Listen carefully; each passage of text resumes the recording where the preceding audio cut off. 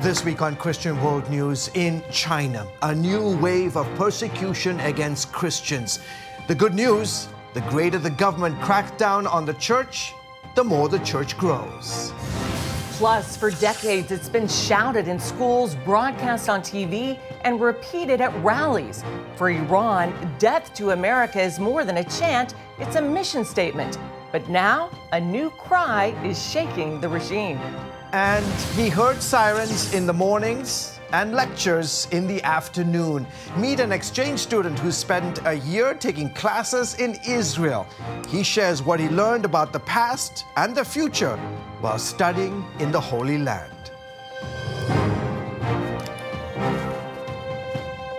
Hello, everyone. Welcome to this week's edition of Christian World News. I'm George Thomas. And I'm Wendy Griffith. You're looking very dapper. You're looking very colorful. With the rose and the scarf. I love it. I know, it's hard to compete with. All right, well, to the news now. Yes. Rising economic pressures are creating social unrest in China, and that's led to a new wave of persecution against Christians there. The government is arresting pastors simply for collecting offerings. Not only that, but foreign missionary activities are now being restricted.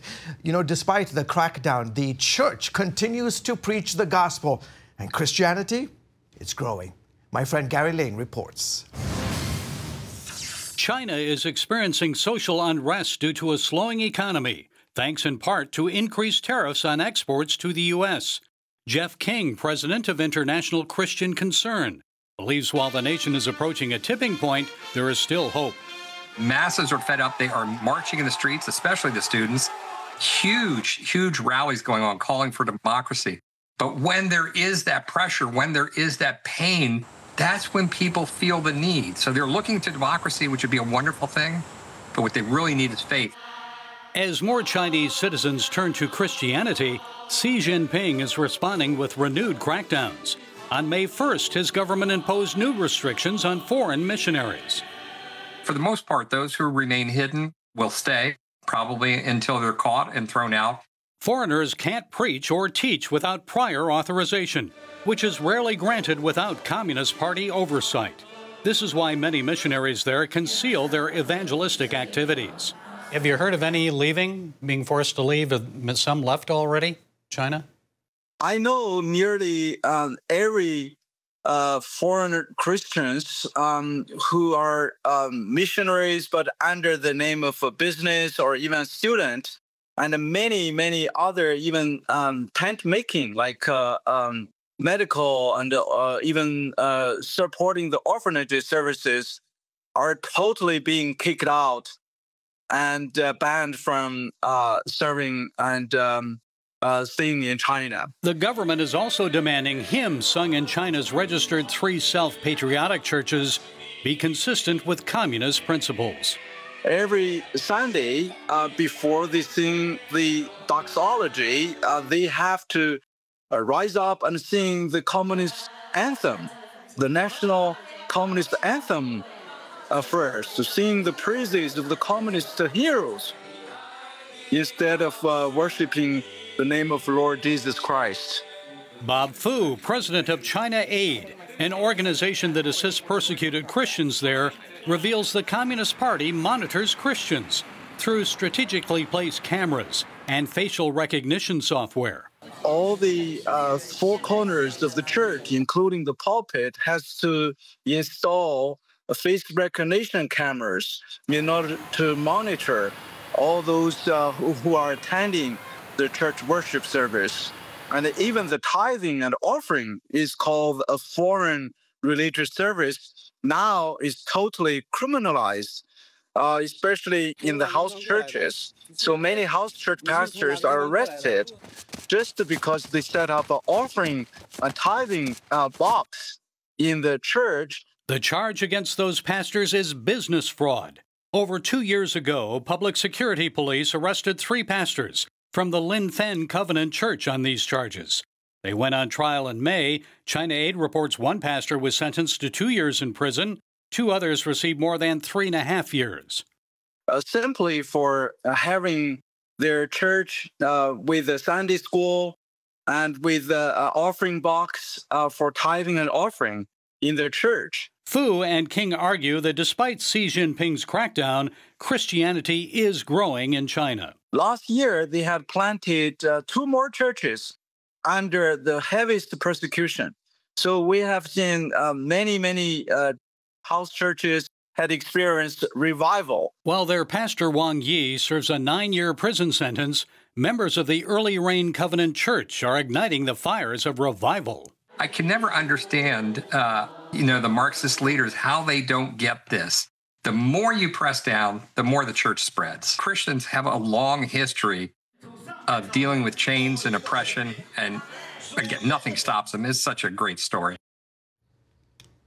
And Gary Lane is with us now. Gary, tell us the kind of persecution the church in China is seeing. Can you give us even some examples? Well, twofold, expanding on what I already reported.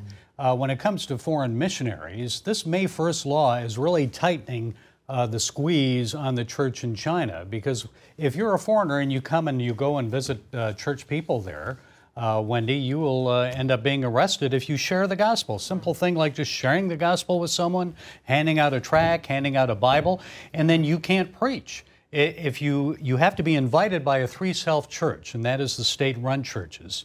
And then if you are invited, the only way you can preach is if you are invited, number one, and then the government tells you what you can say. They want to listen to your sermon or what you're going to talk about ahead of time.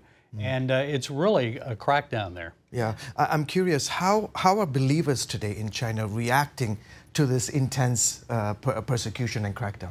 Well, the reaction they always have, George, is, look, more persecution, more church growth. And that was basically what Samuel Lamb told me many years ago. He said, the more we're persecuted, the more the church grows. And he had been in prison for 20 years, but each time he was released, he saw that the church had grown. So what happens is, if you have a church of 200 and the Communist Party comes in and they break you up, then 50 scatter here, 50 scatter there, 50 scatter there, 50 scatter there. You scatter the church, then those 50 grow to 200 or more. So instead of 200, you have 1,000. And that's what's happening to the church in China. It's not growing as rapidly as many Christians would like as it used to. As you know, George, many years ago when we first started going to China, a lot of people are dying off, older people, and they need to get more younger people involved. But it's tough because a lot of young people are on the internet, evangelizing on the internet. You can be arrested for that. Wow. You know, we always say, how can we pray for them? But they're actually praying for us, right? Yes, they are. I met years ago Moses Shi, and what he told me, he said, look, you guys are more persecuted than we are. And I said, what? We're more persecuted than you are? He said, yes, you're persecuted by your materialism and your prosperity. And I said, wow, I'd never thought of that before. But when I asked about praying for them, he said, we pray for you.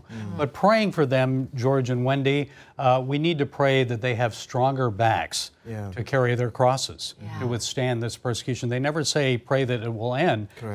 They say, pray the church will grow and we'll have stronger backs. And it always does during persecution. It does. Exactly. Always is. That's scriptural. Thank you so much, Gary. Great to have you here, buddy. Okay, so up next we go to Iran, where the chant, "Death to America," is heard almost every day. We'll tell you the origins of this murderous cry and why a new one is taking its place.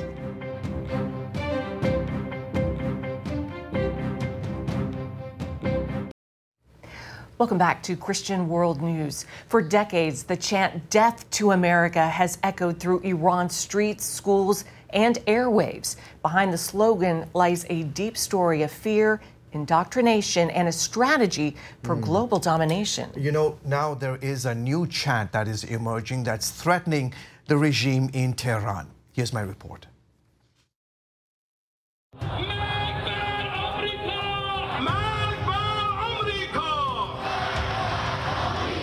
It's one of the most jarring things you can hear in modern politics.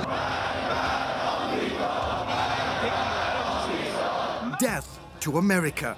It's not just a chant. For Iran's regime, it's a mission statement. For the past 46 years, Islamic leaders here have treated this slogan like gospel, something shouted in schools, broadcast on state TV, and repeated at rallies. Day in, day out. Each morning, young students line up in rows. Then, instead of a pledge or song, they chant, "Death to America, death to Israel." Lana Silk remembers those mornings all too well. As a school child myself, George, I was made to line up in the schoolyard before the school day every day, and we were watched and observed as we had to shout, "Death to America, death to Israel," before the school day would begin. It was indoctrination. She grew up in Tehran. Even as a young student, Silk says it didn't sit right. When you were chanting this, did you know what you were saying? Did you believe it? Did you understand it? Yeah, I understood it fully, and it created such horrible tension in me. I remember we were lined up like soldiers in an army, you could almost say. And I remember trying to position myself so that I could be hidden behind another girl so that they couldn't see if my lips were moving. Even then, as a 5, 6, 7-year-old girl, I knew it to be wrong, and it upset me. That chant was born during a revolution. In 1979, Ayatollah Ruhollah Khomeini returned from exile and took power. He didn't want to just change Iran, he wanted to spark a global Islamic movement. He once said, "We do not worship Iran, we worship Allah. Let this land burn, let it go up in smoke, as long as Islam wins in the end." So to him, he didn't mind if his whole country went up in flames as long as Islam thrived and was exported all around the world. That's exactly right. That was his theology, that patriotism, love of country, is paganism. You're supposed to love God, love Allah. That he saw as in conflict. You couldn't do both. Cliff May leads the Foundation for Defense of Democracies. He says this wasn't just rhetoric, it was a strategy with death to America at the center. What Khomeini wanted was to restore Islamic supremacy and power in the world, and that could only be done if America was defeated or at least diminished. And that's really the basis for death to America. On February 1st, 1979, while flying from Paris to Tehran, ABC's Peter Jennings asked Khomeini how he felt about returning home after 14 years in exile. That word, hiche, means nothing in Persian. It's another famous quote. I think his whole persona was supposed to be this untouchable, unreachable, beyond, basic human emotion, religious purity. And that was all part of the act, wasn't it? That yes, I don't get carried by waves of emotion. I have a bigger agenda here. Fast forward 40 plus years, and the chant still hasn't gone away. Just 2 years ago, Iran's current supreme leader, Ayatollah Ali Khamenei, said this. این مسئله آمریکا و ایران اینه. اینی که شما میگید مرگ بر آمریکا، این یه شعار نیست، صرفاً. Iran's leaders still call the US the Great Satan, Israel, Little Satan. But lately on Iran's streets, the people are chanting something very different. The 2022 protests after Mahsa Amini's death, a 22-year-old arrested for not allegedly wearing her hijab properly, sparked something huge. The chants weren't against America, they were against Iran's own leaders. Iranian-born Mike Ansari is with Heart for Iran. The younger Iranians, especially those that are active in recent protests, the Women Life Freedom ones, the chant feels false. They're replacing the slogan with death to the dictator or our enemy is right here in our country. After the latest strikes by Israel and the US, Iranians are quietly wondering, could this be it? Could this finally lead to real change? Many believe the regime is weaker now than it's ever been in its 46-year rule, more isolated, more distrusted, and more out of step with its own people.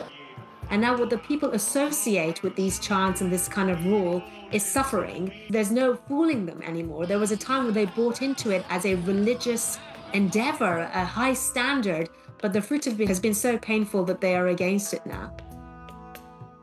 Yeah. George, there's been a government crackdown since the attacks on Iran's nuclear sites. How is this affecting the Christians? Yeah, and it's not just the Christians, but the entire country. You know, the fact that the Israelis were able to burrow themselves so deep inside the country. But the reporting is that in the last week and a half, close to about 21 Christians have been rounded up. You know, in cases like that in the Middle East, Christians are seen in sort of as collaborators with the West, with the spy agencies like the CIA, MI5, but they're suffering. We need to pray because the spirit of Islam permeates throughout the entire country, and many Christians are wondering, why did the U.S. administration just stop with going after these nuclear facilities? They should have really pushed for regime change and an end to this theocracy. Well, we still might see a regime change, yeah, I possibly. guess. How can we be praying right now for the church in Iran? You know what? Just as we asked Gary this very same question, we need to pray that they would have the spiritual backbone to endure. I mean, just imagine you're rounded up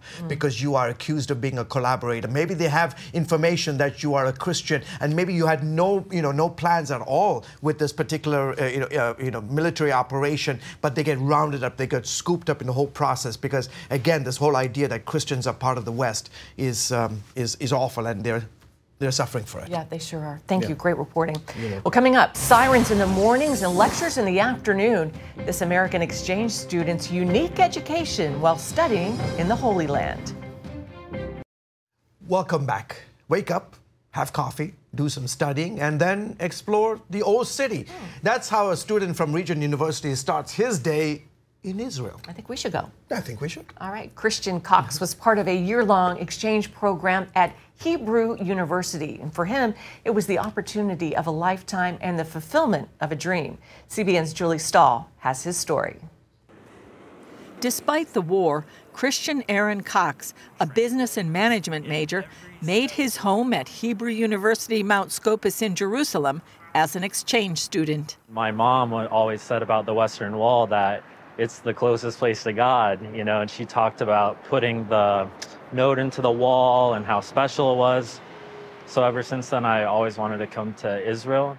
When Christian arrived, he found a different and exciting world. There's a plethora of people, which, it kind of looks different on the media per se, but when you get here, you just see how beautiful a country it is. At my university, I was educated with students from the West Bank. So I was on the right side, I had a Jewish person. On the left side, I had a Palestinian, Muslim. In front of me, there was a Christian, and it was all a melting pot inside of the university itself. For his daily schedule over the 11-month stay, he took advantage of his surroundings. I would wake up, have my coffee, do some studying, and then after that, I would go to the old city. So my days consisted of either first I would go to the Church of the Holy Sepulchre and pray, and then go to the Western Wall and then the Garden of Gethsemane, or I would do a reverse. Christian also sensed the sadness and pain brought on by the war. You do see the hostage posters everywhere, little kids all the way to old. It's the first person I met was on the light rail. I met a woman whose son was held captive, an American Israeli, and you could really hear the pain in the voice per se. He also found how Israelis deal with the regular red alert sirens and incoming rockets quite surprising. And that was very surprising because, when you see on the news, you see war and you think, oh my gosh, you're in a bomb shelter all the time. No, here, literally the next morning or right after, you go eat breakfast, all the shops are open, everything resumes. It's insane. With his name being Christian, there was no doubt about his faith, and he felt very welcome. Most of my friends here are Jewish. They're very loving to me, actually, and they thank me for being here. And Professor Abraham Silver teaches the love of Jerusalem at Hebrew University Mount Scopus, overlooking the city. And on this side of me is the Judean desert. The Judean desert, where Jesus went and spent 40 days in solitude. The Judean desert where David fled. And in fact, right over here is the path that Jesus used to walk up to the city of Jerusalem. According to Silver, this is where Titus looked down on the Jewish temple before destroying it. Hebrew University, part of it is absolutely this incredible story of being in the land of the Bible. Part of it is also a center of high-tech and biotech and AI and nanotechnology. The image of Hebrew University is a pottery shard from the time of Jesus alongside a chip from nanotechnology. Students connected to Western civilization often feel the reality of Jerusalem in their heart and faith. Christian felt that in a big way. He was one of my students. He was an amazing student who got it. He got the power of being here, and that power was able to infuse his faith and make him a stronger person. And he says Hebrew University also gains from the foreign students.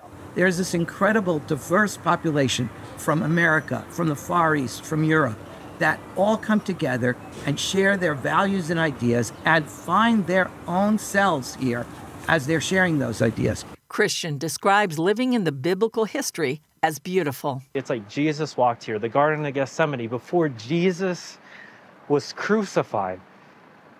It's like being in the Garden of Gethsemane. It says that he sweated blood because he was about to be sacrificed on the cross. It's beautiful. The people of Israel, the university, the land itself, it's so much better than I could have ever imagined. Quoting Martin Luther King Jr., Christian says his message to the people back home is Israel is a democracy and should be fought for. Julie Stahl, CBN News, Jerusalem. Thank you, Julie. You can get Christian World News delivered straight to your inbox. To sign up for our weekly email, just go to cbnworldnews.com. We'll be back right after this. Finally this week, Christians are mourning the passing of pastor and Bible teacher John MacArthur. He died recently at the age of 86. The longtime pastor of Grace Community Church in Los Angeles focused on expository preaching and is being heralded by many ministry leaders as a giant in the pulpit. He's also known for his MacArthur Study Bible and Grace to You radio ministry. MacArthur had been hospitalized with pneumonia. Yeah, tremendous ministry. Yeah. Folks, that is it for this week's edition of Christian World News. Until next week, from all of us here, goodbye and God bless you.